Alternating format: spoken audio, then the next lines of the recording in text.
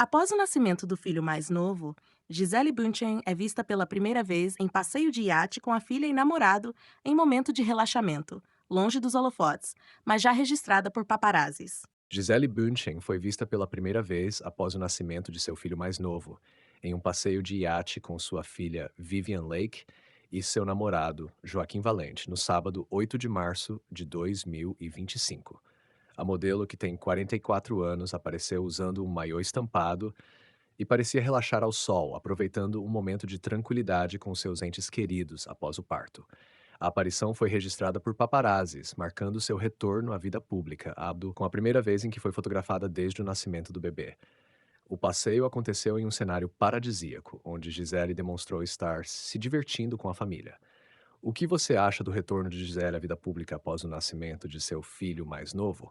Quer ver mais notícias imparciais, sem viés político? Curtiu? Aí, soube.